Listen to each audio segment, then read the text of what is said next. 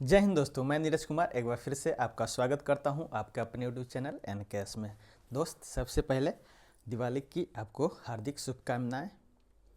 इसी तरह आप पढ़ते रहिए, अपने सिलेबस को, अपने नॉलेज को हमेशा आगे बढ़ाते रहिए और इसी प्रकार हम अपने तरफ से जो भी आपके लिए मदद कर सकें पढ़ाई में, वो मदद हम अपने इस ऑनलाइन चैनल एन कैश के थ्रू करते रहेंगे।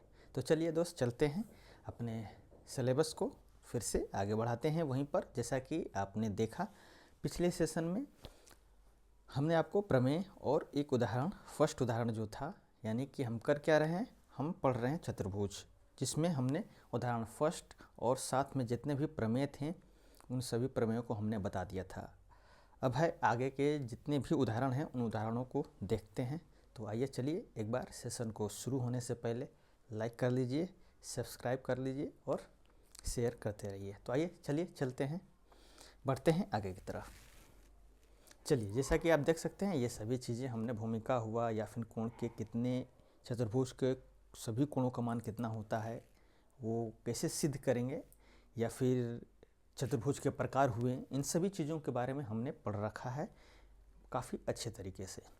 उसी प्रकार आपका जो नेक्स्ट पॉइंट आता है दोस्त, वो है समांतर चतुर्भुज के गुण। समांतर चतुर्भुज के क्या क्या गुण हो सकते हैं, समांतर चतुर्भुज किसे कहते हैं, उनके विकर्ण एक दूसरे को लंबवत अगर समविभाजित करते हैं या फिर उनके प्रत्येक एंगल 90 डिग्री होते हैं तो उनके क्या क्या नाम दिए गए हैं। एक भिन्न नाम अलग अलग हैं जिन्हें हम समांतर चतुर्भुज के जो प्रकार थे उनमें हमने, यानी चतुर्भुज के जो प्रकार थे उसमें हमने देखा था। उसी प्रकार कुछ जो प्रॉपर्टी है, गुण हैं, वो इस प्रमेय के रूप में दिए गए हैं दोस्त। प्रमेय का सिंपल मतलब ज़्यादा इसको सोचने का ज़्यादा ज़रूरत नहीं है दोस्त। बस ये क्या है, यह एक प्रॉपर्टी है किसी भी चतुर्भुज की। कभी समांतर चतुर्भुज दे देगा, कभी आयत के बारे में बोल देगा, कभी वर्ग के बारे में बोल देगा। इन सभी चीज़ों के बारे में एक गुण दिया हुआ है जो प्रमेय के रूप में दे दिया गया है कि हाँ, इस चीज़ को आप सिद्ध कीजिए। इस पर ज़्यादा लोड देने की आवश्यकता नहीं है। कैसे होता है बस ये देख लीजिए। प्लस ये ध्यान में रखिए कि जैसे कि जो भी प्रॉपर्टी है उस चीज़ को ध्यान में रखिए, चाहे वो 8.1 प्रमेय का प्रॉपर्टी दिया हो, या फिर 8.2 का प्रॉपर्टी हो, या फिर 8.3 का प्रॉपर्टी हो, या फिर 8.4 का। ये क्या कह रहे हैं, समांतर चतुर्भुज के बारे में कह रहे हैं या वर्ग के बारे में कह रहे हैं या आयत के बारे में क्या कमेंट कर रहे हैं, उस बातों को ध्यान में रखिएगा। चलिए, इसी प्रकार हमने 8.7 तक ले प्रमेय समझ लिया था और हम उदाहरण जो पिछला सेशन देखेंगे दोस्त उसमें हमने उदाहरण फर्स्ट बताया है। अब आइए, अब बारी है उदाहरण सेकंड की। चलिए आइए एक बार पढ़िए उदाहरण सेकंड क्या कह रहा है, जरा ध्यान से देखिएगा। बोल रहा है कि दर्शाइए कि एक समचतुर्भुज के विकर्ण परस्पर लंब होते हैं। क्या होते हैं? परस्पर लंब होते हैं। चलिए आइए चलते हैं। हमारा उदाहरण क्या है?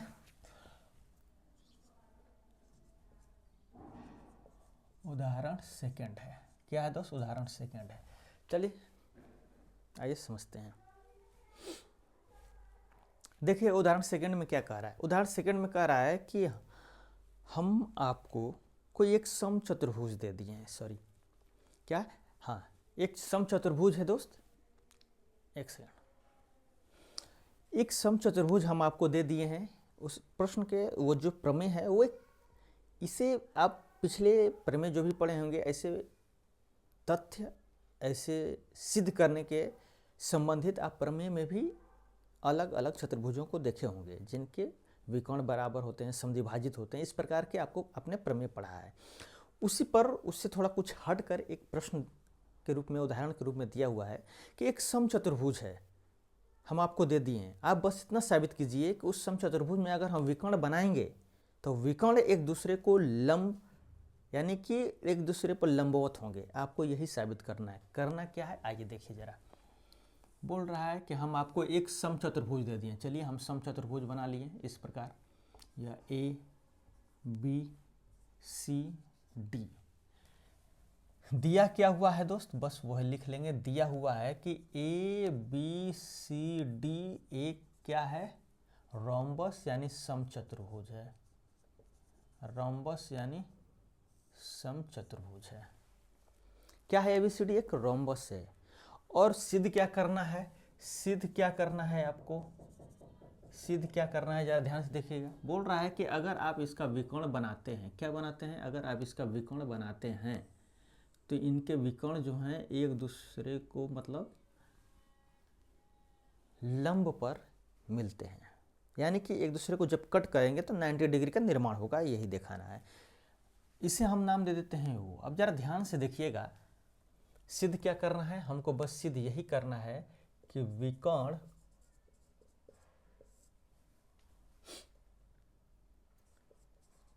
एक दूसरे पर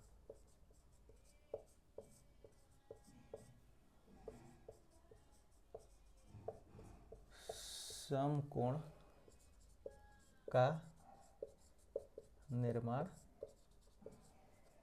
करते हैं। ये क्या करना है, हमको सिद्ध करना है दोस्त।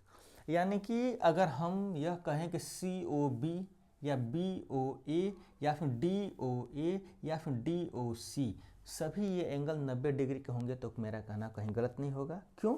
क्योंकि जब यह डायगोनल इस डायगोनल यानी यह विकर्ण इस विकर्ण पर 90 डिग्री का बनाना रहा है कोण, यही हमको साबित करना है। क्या करना है, यही हमको साबित करना है।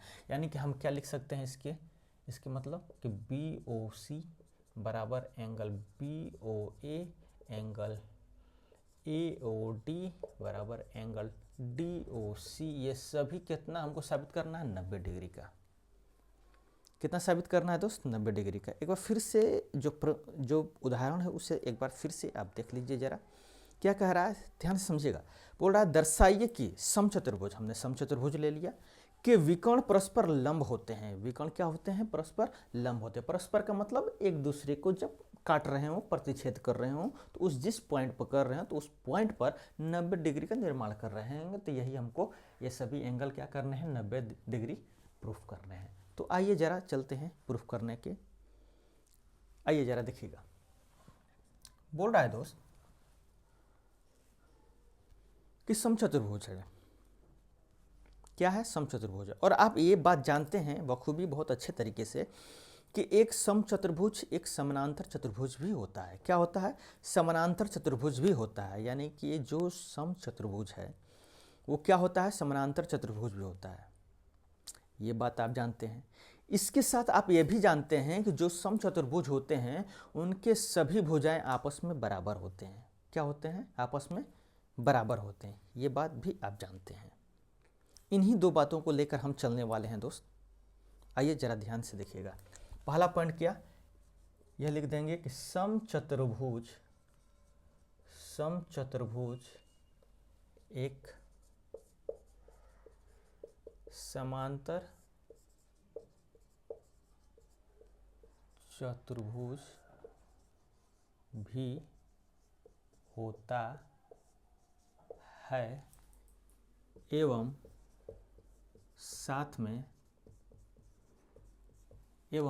में इनके प्रत्येक भुजा आपस में बराबर भी होते हैं। ये आप जानते हैं, इसे आप लिख लेंगे, तभी तो सामने वाले को भी समझ में आएगा कि आपने क्या किया है। जरा ध्यान से देखिएगा। उसके बाद हम क्या करेंगे सर, हमको यह एंगल सभी चारों एंगल को 90 डिग्री प्रूफ करना है। तो जरा ध्यान से देखिएगा, ये फर्स्ट ट्रायंगल और यह सेकंड ट्रायंगल, इसे हम सर्वांगसम प्रूफ करने का कोशिश कर रहे हैं दोस्त। जरा ध्यान से देखिएगा, क्यों यही ट्रायंगल प्रूफ कर रहे हैं, जरा ध्यान से देखिएगा, समझिएगा। अगर यह ट्रायंगल दोनों आपस में सर्वांगसम हम प्रूफ कर देते हैं तो यह एंगल और यह एंगल आपस में क्या हो जाएंगे, सीपीसीटी के अनुसार बराबर हो जाएंगे। उसी प्रकार यह एंगल आपस में क्या हो जाएंगे, बराबर हो जाएंगे। उसी प्रकार यह एंगल और यह एंगल क्या हो जाएंगे, यानी कि तीन अगर सर्वांगसम प्रूफ कर ले जाते हैं तो आपस में जो तीनों संगत कोण बनेंगे वो आपस में क्या हो जाएंगे, सीपीसीटी के अनुसार बराबर हो जाएंगे। जरा गौर से देखिएगा दोस्त, जब यह दोनों बराबर हो जाएंगे आपस में तो यह लीनियर पेयर एंगल बना रहे हैं, यानी कि रैखिक युग्म कोण बना रहे हैं। यानी कि यह एंगल और यह एंगल आपस में मिलकर रैखिक युग्म कोण बना रहे हैं, तो दोनों एक दूसरे के बराबर हैं, तो दोनों जोड़कर क्या हो जाएंगे, 2 एंगल हो जाएंगे। और एक एंगल 180 में से 2 का भागा दे देंगे 2 से, तो 90 आ जाएगा। तो यानी एक एंगल कितना निकल कर आ जाएगा, 90 निकल कर आ जाएगा। इस प्रकार हमारा क्या सिद्ध हो जाएगा कि कोई भी यह एंगल दोनों क्या हो जाएंगे, 90-90 हो जाएंगे। उसी प्रकार यह लीनियर पेयर बनेगा तो यह 90, उसी प्रकार यह लीनियर पेयर बनेगा तो यह 90। इस प्रकार सिद्ध हो जाएगा कि चारों एंगल क्या हो जाएंगे, 90 हो जाएंगे। और अंततः यह सिद्ध हो जाएगा कि जो हमारा समचतुर्भुज के जो विकर्ण होते हैं एक दूसरे को 90 डिग्री पर समद्विभाजित करते हैं। तो आइए चलते हैं आगे, जरा ध्यान से देखिएगा। ट्रायंगल जरा ध्यान से देखिएगा दोस्त, ट्रायंगल BOC को सर्वांगसम करना चाहते हैं। BOC को सर्वांगसम करना चाहते हैं दोस्त आपके BOA के साथ। किसके साथ, BOA के साथ। जरा ध्यान से देखिएगा किस प्रकार होगा। चलिए देखिएगा, क्या हम BC बराबर AB लिख सकते हैं? क्या हम BC बराबर AB लिख सकते हैं? बिल्कुल लिख सकते हैं। क्यों? क्योंकि ABCD एक रोम्बस है, यानी समचतुर्भुज है, एक समचतुर्भुज है। और समचतुर्भुज सभी भुजाएं क्या होती हैं, बराबर होती हैं। या फिर आप लिख सकते हैं यह दिया हुआ है। उसके बाद आप ज़रा ध्यान से देखिएगा दोस्त, क्या हम OB और OB उभयनिष्ठ कर सकते हैं?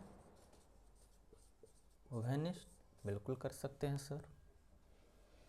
अब इसके पश्चात एक बात और ध्यान से समझिएगा दोस्त, आपको हमने बताया होगा प्रमेय में, जब हम बता रहे थे तो बोल भी रहे थे बीच में कि समचतुर्भुज लिखे भी हुए हैं क्या होते हैं, समांतर चतुर्भुज होते हैं। और आपने प्रमेय में पढ़ा हुआ है दोस्त कि समांतर चतुर्भुज के विकर्ण एक दूसरे को समद्विभाजित करते हैं। क्या करते हैं, समद्विभाजित करते हैं। समद्विभाजित करते हैं ये आपने पढ़ा है, मतलब यह साइड इसके बराबर और यह साइड इसके बराबर। जरा ध्यान से देखिएगा दोस्त, घबराइएगा बिल्कुल मत। समचतुर्भुज एक समानांतर चतुर्भुज भी होता है, और आपने ये प्रॉपर्टी समानांतर चतुर्भुज के अंतर्गत पढ़ा है कि समानांतर चतुर्भुज के विकर्ण एक दूसरे को समद्विभाजित करते हैं। बस वही हमने किया है दोस्त। तो जरा देखिएगा, क्या हमारा OC बराबर OA हो सकता है? बिल्कुल हो सकता है। और ये चीज़ दिया हुआ है। कैसे दिया हुआ है? क्योंकि ABCD समचतुर्भुज होने के साथ एक समानांतर चतुर्भुज भी है, और इसके विकर्ण एक दूसरे को क्या करेंगे, समद्विभाजित करेंगे। अब जरा गौर से देखिएगा, इसलिए SSS के कारण क्या हम ये दोनों ट्रायंगल को सर्वांगसम लिख सकते हैं? बिल्कुल लिख सकते हैं सर। किसके कारण? SSS के कारण सर्वांगसम लिख सकते हैं। जब यह SSS के कारण सर्वांगसम लिख सकते हैं, तो क्या हम इस CPCT के अनुसार, किसके अनुसार, CPCT के अनुसार, क्या हम इसको एंगल 1 दें और एंगल 2 देते हैं, तो क्या दोनों बराबर हो सकते हैं? कैसे हो सकते हैं, आइए देखिएगा जरा। क्या हम एंगल COB बराबर लिख सकते हैं? देखिए COB किसके बराबर होगा, AOB के। AOB के किसके बराबर होगा, एंगल AOB के। और COB और AOB दोनों आपस में बराबर हैं, तो हम जानते हैं, क्या जानते हैं दोस्त, कि angle COB plus angle AOB बराबर 180 डिग्री है रैखिक युग्म कोण के अनुसार। लिख लीजिएगा आगे, रैखिक युग्म कोण के अनुसार क्या है, ये दोनों 180 डिग्री के बराबर हैं। अब जब यह इसके बराबर है तो कोई एक एंगल ले लीजिए। एंगल कैसे लेंगे, अब COB को AOB के बराबर कर दीजिए, AOB प्लस एंगल AOB बराबर 180 डिग्री। अब ये दोनों जुड़कर एंगल 2AOB हो जाएगा, और ये हो जाएगा 180 डिग्री। अब इसी को लिखेंगे एंगल AOB, तो 180/2 यानी 90 डिग्री। यानी कि एंगल AOB यह निकल कर कितना आ गया, 90 डिग्री। तो ये भी कितना हो जाएगा, 90 डिग्री। उसी प्रकार यह पूरा लीनियर पेयर बनेगा, तो ये भी कितना हो जाएगा, 90 डिग्री। ये भी लीनियर पेयर बनेगा, तो ये 90 डिग्री। चलिए, इस प्रकार आप देख सकते हैं कि किस प्रकार हमारा एंगल AOB निकल कर आ गया 90 डिग्री। और यह प्रूफ हो गया कि समचतुर्भुज के विकर्ण जो होते हैं वो एक दूसरे को लंबवत यानी कि एक दूसरे को 90 डिग्री पर प्रतिच्छेद करते हैं। अब एक बार इसको देख लेंगे, लिख लेंगे, लिखना होगा तो आप इसे पॉज कर कर लिख सकते हैं वीडियो। चलिए आगे बढ़ते हैं अब उदाहरण 3 की तरह।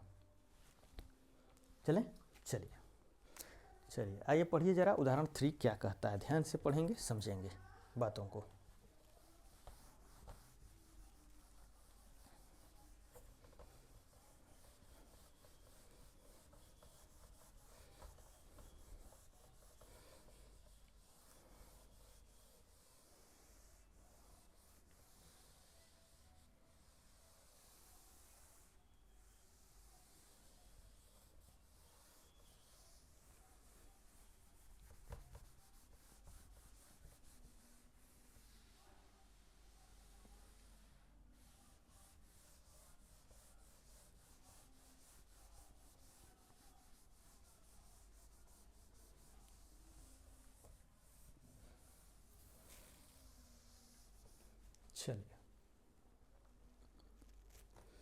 चलिए देखिए उदाहरण 3 क्या कह रहा है। बस उदाहरण 3, एग्जाम्पल 3,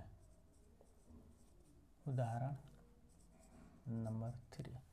देखिए क्या कह रहा है, बोल रहा है कि ए बी सी एक समद्विबाहु त्रिभुज है जिसमें ए बी बराबर है ए सी के। ए डी बहिष्कोण पी ए सी, आप चित्र में देख सकते हैं दोस्त, आपके स्लाइड में स्पष्ट रूप से चित्र दिख रहा होगा। ए डी जो है बहिष्कोण पी ए सी को क्या कर रहा है, समद्विभाजित कर रहा है, मतलब 2 बराबर भागों में अब बांट रहा है। और बोल रहा है कि जो सी डी है वो बी ए यानी ए बी के क्या है, समांतर है। तो आपको 2 क्वेश्चन करने हैं जो निम्न रूप से दिया हुआ है। सबसे पहले क्या करेंगे, चित्र बनाएंगे। आइए चलिए चित्र बनाते हैं।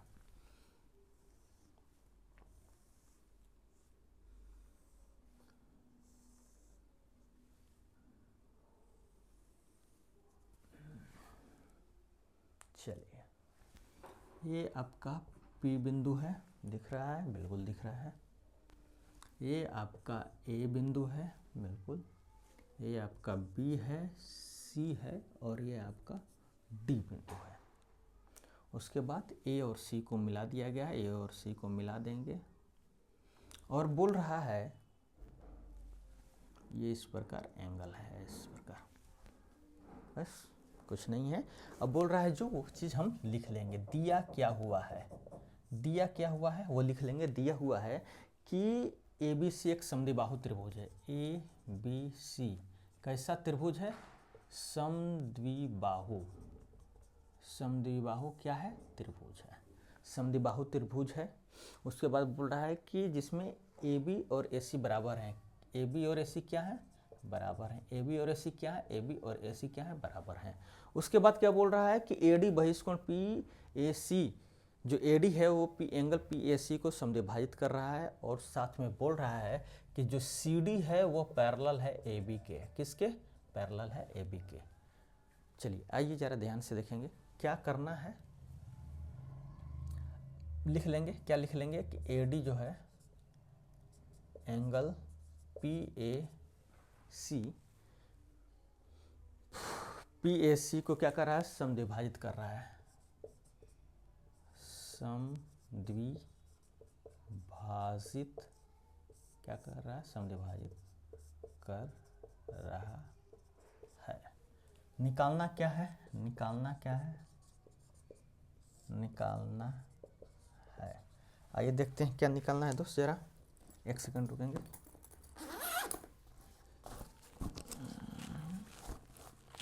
एक सेकंड रुकेंगे दोस्त।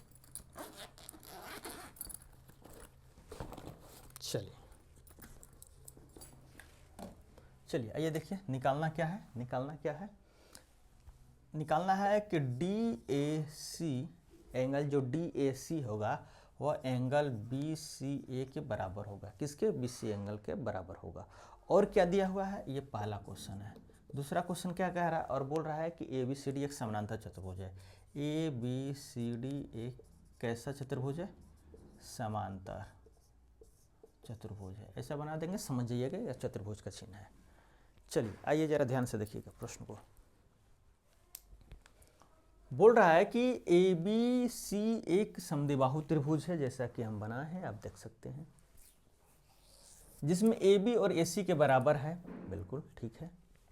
उसके बाद बोल रहा है कि पी ए सी, अब जरा ध्यान से देखिएगा, पी ए सी यह जो एंगल है यह बहिष्कोण है। किस ट्रायंगल का? ए बी सी ट्रायंगल का। ए बी सी ट्रायंगल का क्या है? बहिष्कोण है। अब इस बहिष्कोण को ए डी क्या कर रहा है? समद्विभाजित कर रहा है। समद्विभाजित करने का मतलब कि यह एंगल और यह एंगल आपस में क्या होंगे? बराबर होंगे। यानी कि अगर इसको एंगल 1 और एंगल 2 नाम देते हैं तो एंगल 1 और 2 आपस में क्या होंगे दोस्त? थोड़ा बड़ा लिखते हैं, ध्यान दिखे, यह एंगल 1 और एंगल 2 आपस में क्या होंगे? एंगल 1 और 2, एंगल 1 और 2 आपस में बराबर होंगे। अब जरा ध्यान से देखिएगा, क्या ये भी एंगल आपस में बराबर होंगे? इसको नाम दे देते हैं 3, इसको नाम दे देते हैं 4। बिल्कुल सब बराबर होंगे, क्योंकि आपने पिछले ही सेशन में पढ़ाया हुआ है, कोई भी ट्रायंगल हो अगर उसके दो भुजा बराबर हैं तो उनके सम्मुख जो कोण होंगे वो भी आपस में बराबर होंगे। इस वजह से क्या हो जाएगा? 3 और 4 भी क्या हो जाएंगे? आपस में बराबर हो जाएंगे। चलिए हमारा क्या है? पहला और दूसरा सिद्ध करना है। आइए प्रोसेस चालू करते हैं, फर्स्ट क्वेश्चन की तरफ चलते हैं। पहला क्वेश्चन को प्रूफ करने का कोशिश करते हैं। जरा ध्यान से गौर से समझिएगा, क्या हम एंगल 1 और एंगल 2 को बराबर लिख सकते हैं और लिख सकते हैं कि दिया है? बिल्कुल लिख सकते हैं सर। आप चाहें तो इसमें एंगल पी ए डी भी लिख सकते हैं और डी ए सी भी लिख सकते हैं, कोई समस्या नहीं है। लेकिन आपको आसानी से समझ में आ जाए, दिख जाए एंगल को, इसलिए हमने 1 और 2 ले लिया है। ठीक है, चलिए एंगल 1 और एंगल 2 क्या लिख सकते हैं आप? पी ए डी और डी ए सी लिख सकते हैं, कोई समस्या नहीं। क्या हम एंगल 3 को एंगल 4 के बराबर लिख सकते हैं? बिल्कुल बराबर लिख सकते हैं। क्यों लिख सकते हैं? क्योंकि ट्रायंगल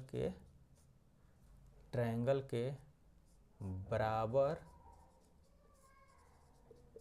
भुजाओं के सम्मुख कोण क्या होते हैं? बराबर होते हैं। क्या होते हैं? ट्रायंगल के यानी त्रिभुज के बराबर भुजाओं के सम्मुख कोण बराबर होते हैं। इस वजह से हम लिख सकते हैं एंगल 3 और एंगल 4। अब जरा गौर से ध्यान से देखिएगा, क्या एंगल 3 प्लस एंगल 4 बराबर एंगल 1 प्लस एंगल 2 लिख सकते हैं? जरा ध्यान से देखिएगा, इसके लिखने का मतलब यह है कि यह और यह एंगल मिलकर इस पूरे बहिष्कोण के बराबर होगा। क्या? जरा ध्यान से देखिएगा, यहाँ पर थोड़ा चमक रहा होगा, इसको और इधर कर लेते हैं, एक सेकंड रुकिएगा। चलिए आइए देखिएगा जरा ध्यान से, क्या एंगल 3 प्लस एंगल 4 बराबर एंगल 1 प्लस एंगल 2 लिख सकते हैं? बिल्कुल लिख सकते हैं सर। आप नामकरण लिख सकते हैं, कोई समस्या नहीं है। नामकरण का मतलब ए बी सी बी बराबर होगा पी ए डी के और डी ए सी के, ये नामकरण होते हैं। हमने 1 2 दे दिया है ताकि आप आसानी से समझ सकें। या ध्यान से देखिएगा, 3 और 4, 1 और 2 आपस में, इन दोनों को आपस में बराबर लिख सकते हैं। क्यों लिख सकते हैं? बहिष्कोण होने के कारण। किसके कारण? बहिष्कोण होने के कारण। क्यों? क्योंकि यह दोनों एंगल मिलकर इस दोनों एंगल के बराबर होगा और यह दोनों इस दोनों और यह दोनों आपस में बहिष्कोण का निर्माण कर रहे हैं। किस कोण का? बहिष्कोण का निर्माण कर रहे हैं। तो क्या लिखेंगे? लिखेंगे क्यों बराबर होगा? क्योंकि एंगल पी ए सी बहिष्कोण है ट्रायंगल ए बी सी का। इस वजह से हम बराबर लिख सकते हैं। चलिए अब आगे बढ़िएगा जरा। 3 और 4 क्या है? आपस में बराबर है। हमको क्या सिद्ध करना है? डी ए सी मतलब किसी हालत में हमको 2 दिखना चाहिए। तो क्या हम 1 की जगह 2 लिख सकते हैं? बिल्कुल लिख सकते हैं सर। 1 की जगह 2 लिख सकते हैं? बिल्कुल लिख सकते हैं, प्लस 2। क्यों लिखे हैं सर? क्यों? क्योंकि हमको डी ए सी चाहिए और जो 2 है वही डी ए सी है। क्या है? डी ए सी है। अब यह 1 और 2 एक दूसरे के बराबर हैं। क्या है? एक दूसरे के बराबर हैं, तो हम 1 की जगह 2 लिख सकते हैं। तो क्या हम यह इसके जगह पर क्या हम ये दोनों 2 2 मिलकर क्या हो जाएंगे, ज़रा ध्यान से देखिएगा, ये एंगल 2 प्लस एंगल 2 लिख सकते हैं बिल्कुल। अब यहाँ पर ध्यान से देखिएगा, ये DAC है, 2 एंगल DAC है, BCA क्या है, BCA 4 है, यानी कि एंगल 3 की जगह हमको क्या लिखना पड़ेगा, 4। हमको 3 का काम नहीं है, 3 और 4 आपस में क्या है, बराबर हैं, लेकिन 3 की जगह 4 हम लिख सकते हैं। क्यों? क्योंकि 3 एंगल वही है जो एंगल 4 होगा। तो यानी कि यहाँ पर एंगल 4 प्लस एंगल 4। बोलेंगे कि आप एंगल 4 क्यों लिख रहे हैं सर? क्योंकि एंगल 4 हमको चाहिए, क्योंकि एंगल 4 BCA है। क्या है? BCA है। अब आइए इसको क्या लिख सकते हैं, 2 एंगल 4, 2 एंगल 2। क्या 2 2 या कट जाएगा? बिल्कुल कट जाएगा। अब बचा 4, अब 4 का नामकरण कर दीजिए। 4 का नामकरण क्या है, BCA बराबर 2 का नामकरण कर दीजिए एंगल DAC। और ये आपका पहला क्वेश्चन निकल कर आ गया। क्या आ गया दोस्त? पहला क्वेश्चन। क्या आ गया? पहला क्वेश्चन। क्या पहला क्वेश्चन था कि DAC किसके बराबर होगा, BCA के। ये आपका पहला क्वेश्चन हो गया। चलिए जरा देख लीजिएगा, ये आपका क्या हो गया, पहला क्वेश्चन हो गया। आगे बढ़े दूसरे क्वेश्चन पर, मिटाएं। चलिए ध्यान से देख लीजिएगा। आप यहाँ पर नामकरण लिख सकते हैं दोस्त, फिर से बोल रहे हैं, कोई समस्या नहीं है, आप नामकरण लिख सकते हैं, लेकिन आपको 1 2 में इसलिए लिखाए हैं ताकि आप बार बार BAC DAC PAC अगर लिखना ना पड़े, आपको इजीली समझ में आ जाए। चलिए आइए चलते हैं।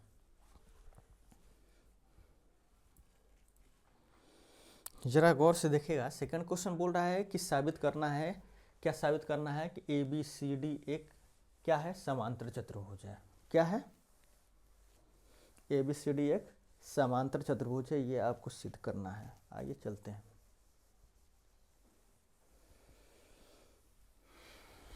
बोल रहा है कि ABCD एक समांतर चतुर्भुज है।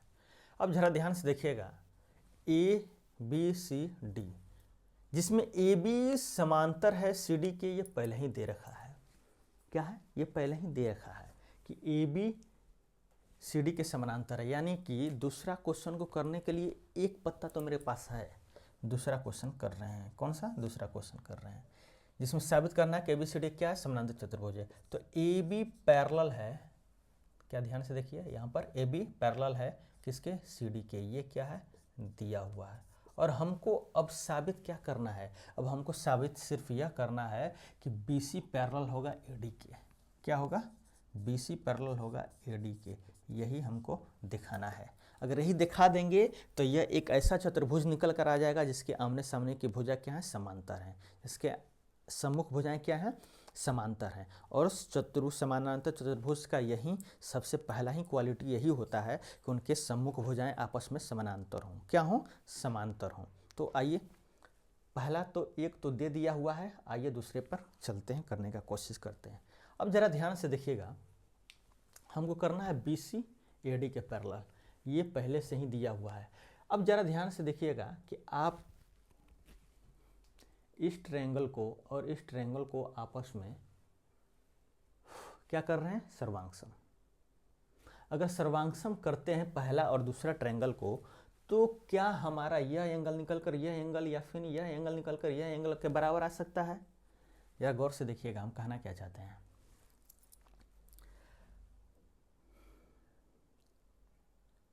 चलिए आइए देखिएगा, हमने अभी साबित किया कि यह एंगल इसके बराबर है। क्या है? यह एंगल इसके बराबर, अभी तो साबित किया, सर्वांगसम करने की आवश्यकता ही नहीं पड़ेगा। जरा ध्यान से देखिएगा, गौर से देखिएगा, अभी हमने उपर्युक्त में साबित क्या किया दोस्त, उपर्युक्त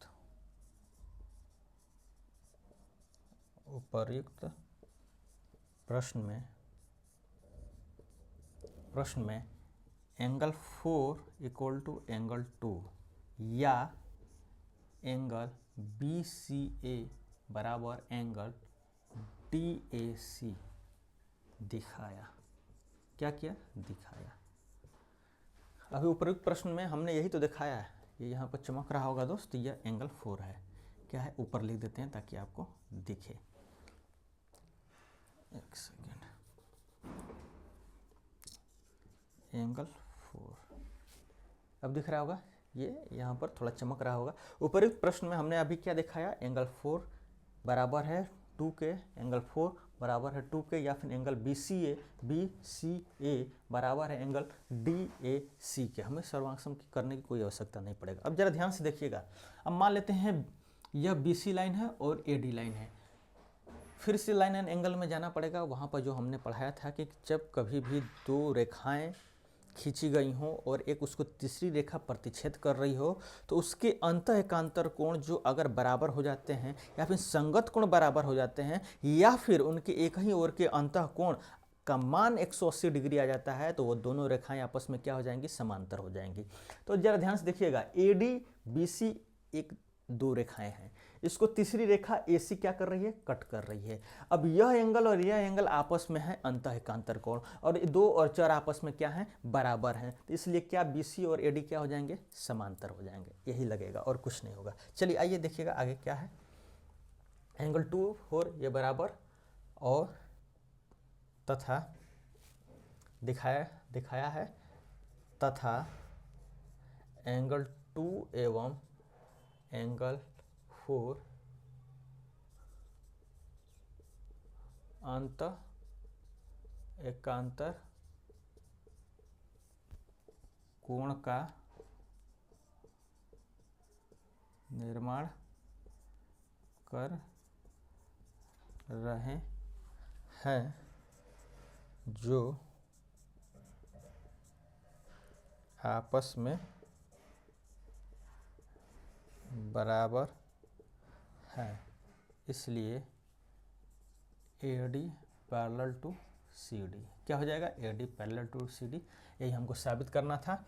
और ये पहले से है हमारा AB पैरेलल BC, हम क्या हो जाएगा, BC हो जाएगा। AD पैरेलल CD तो पहले से क्या हो जाएगा, BC parallel AD, BC parallel AD क्या निकल कर आ जाएगा दोस्त, BC पैरेलल AD। और यही हमको साबित करना था। और एक पहले से दिया हुआ है, यानी कि यह क्वेश्चन में आपको दिया हुआ है पहले से ही कि ये समांतर हैं, और हमने यह समांतर इसके सिद्ध कर दिया। तो इससे क्या साबित हो गया कि यह और यह दोनों से साबित क्या हो गया, अंततः ABCD एक कैसा चतुर्भुज है, समांतर चतुर्भुज है। कैसा चतुर्भुज है दोस्त, समांतर चतुर्भुज है। समांतर चतुर्भुज होने के लिए हमने क्या किया दोस्त, हमको बस समांतर चतुर्भुज कोई हो हमको दर्शाने के लिए बस यही आवश्यकता है कि उसके आमने सामने की भुजाएं जो हों समांतर हो जाएं। तो एक भुजा पहले से ही, एक भुजा का युग्म पहले से ही समांतर दिया हुआ है, और हमने दूसरे भुजा का युग्म जो है उसको समांतर सिद्ध कर दिया। तो इस वजह से क्या साबित हो गया कि ABCD एक क्या है, समांतर चतुर्भुज है। चलिए चलते हैं अपने आज के लास्ट उदाहरण की तरफ। क्या है, तीसरा कर लिया हमने, चौथा कर लिया, पांचवा।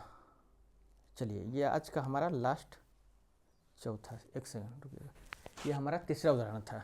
चलिए 2 क्वेश्चन और हैं दोस्त, मिलते हैं अपने नेक्स्ट सेशन में, जहाँ पर बाकी के जो 2 क्वेश्चन हैं, यानी जो उदाहरण है 4 और 5, उससे हम करेंगे और समझेंगे।